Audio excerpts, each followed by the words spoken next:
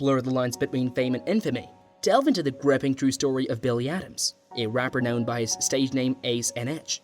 From his rise in the music industry to his alleged involvement with a notorious gang, Adams became embroiled in a series of haunting events, including a double murder and a subsequent tragedy that would shatter lives. Let's get into the video.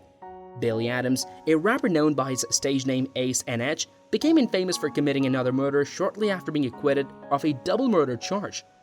Billy Adams started his rap career in Tampa Bay, Florida, after growing up in Georgia and Virginia. He stands out from other rappers because he had a good education. He studied science and business management at the University of South Florida and earned a degree in both. He is good at music and also intelligent. However, Billy's involvement with the Crips, a notorious gang, adds a darker element to his persona. While some sources suggest that he was loosely affiliated with the gang, others speculate that he may have used his rap image as a front for engaging in illicit activities. This tension between his legitimate aspirations and potential criminal inclinations creates an intriguing backdrop for the events that followed, shedding light on his journey as a rapper and his intriguing connections to gang activities, particularly his affiliation with the Crips. Billy Adams, also known as Ace and Edge, emerged onto the rap scene after moving to Tampa Bay, Florida. What sets him apart from many other rappers is his academic achievement. Despite his musical pursuits, he managed to earn a bachelor's degree in science and business management from the University of South Florida. This combination of artistic talent and intellectual acumen adds an interesting dimension to his persona. However, alongside his rap aspirations, Billy's involvement in gang activities comes into focus. Reports suggest that he was affiliated with the notorious Crips, a gang known for its criminal activities. While the extent of his involvement remains unclear, some sources suggest that he may have used his rap career as a facade for engaging in illicit actions on the streets. This dual identity of an aspiring rapper and potential gang member adds complexity to his character and raises questions about the motivations behind his actions. The first murder. The first murder committed by Billy Adams, which occurred during a recording session at a makeshift studio.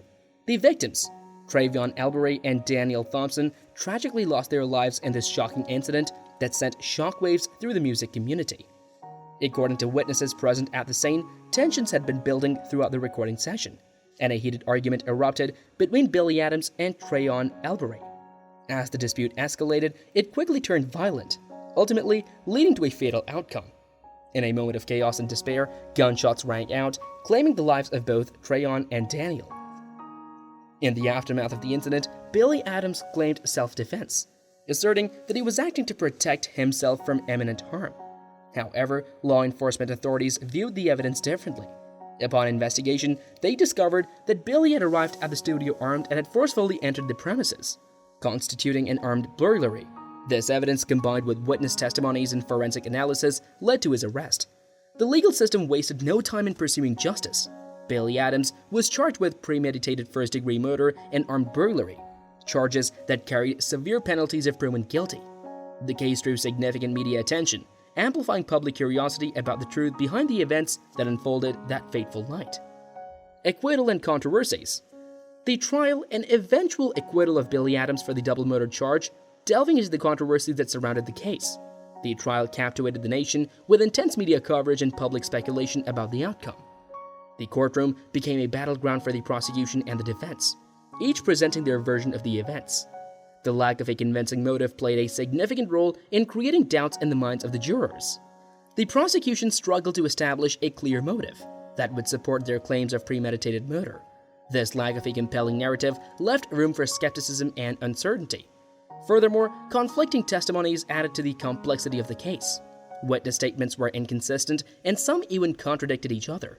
This created a cloud of doubt, making it challenging for the jury to piece together a coherent narrative that would establish Billy Adams' guilt beyond a reasonable doubt. One juror, speaking anonymously after the trial, commented on the skepticism surrounding Billy Adams' story. The juror expressed doubts about the credibility of some of the key witnesses and questioned the coherence of the prosecution's case. The juror's perspective shed light on the internal deliberations and the difficulties faced by the jury in reaching an unanimous decision. The eventual acquittal of Billy Adams sent shockwaves through the community, raising heated debates about the justice system and its ability to deliver fair verdicts. The controversies surrounding the trial and the doubts that lingered even after the acquittal added fuel to the ongoing public fascination with the enigmatic rapper and the events that had unfolded. The second murder. After Billy Adams' acquittal, as he found himself at the center of yet another murder, the victim, his girlfriend Elena Sims, and her unborn child met a tragic end, sending shockwaves through the community and reigniting public interest in the troubled rapper's life. The circumstances surrounding Elena's death were shrouded in darkness. Authorities discovered her lifeless body in her apartment, with evidence pointing to a violent struggle. The investigation swiftly focused on Billy Adams as the prime suspect, given his proximity to the crime scene and his turbulent history. As the investigation progressed, disturbing details emerged, casting a shadow over Billy's claims of self-defense. Initially, he maintained that Elena's death was the result of an altercation gone wrong, asserting that he had acted in defense of his own life. However, as the evidence unfolded, inconsistencies in Billy's account began to surface. His stories shifted and changed, raising suspicions about the true nature of the events that led to Elena's demise. The weight of the evidence against Billy was compelling. Forensic analysis, witness testimonies, and circumstantial evidence painted a vivid picture of the events that unfolded that fateful night. The investigation meticulously pieced together a narrative that challenged Billy's claims and pointed towards a more sinister truth. According to court documents, Sims was dating Adams along with another woman. Adams felt that Sims was interfering with his freedom, so he killed her. Sims was 5 months pregnant at the time. Adams tricked Sims into going to Easton Park in New Tampa by saying they were going to a party to celebrate his recent acquittal of a double murder charge. Adams was found not guilty of a crime where 2 people were killed in Hillsborough County last year. Adams was found not guilty by the jury in January. He was on trial for killing 2 men in a recording studio in Lutz after making music. He said to the jury that he acted in self-defense. The shooting was thought to be related to a gang, and the rapper said he was part of the Crips gang. This was reported by the U.S. Sun. When he went back to the Tampa courthouse again, the jury didn't think he was telling the truth about defending himself. Adams said that he was with friends when Sims was killed and gave investigators a video as evidence. Investigators checked Adams' car and phone and found out that the video was made on February 1st. Adams said that he acted in self-defense in this case as well. The state attorney, Suzanne S. Lopez, said that what Adams did was a bad after he was arrested. We are thinking of and supporting the families of the victims of these crimes. We disagreed with the jury's decision in the previous case, but we still respect it. That's why we decided to take legal action against him. We will keep working with TPD to punish him for his recent crimes. The person who was accused of a crime and found not guilty did something very bad by killing a woman and her unborn child. This happened just a few days after being acquitted. The interim chief, Lee Burkaw, said this: "I hope that the arrest provides comfort to the family of the victim who are grieving the loss of 2 people they loved.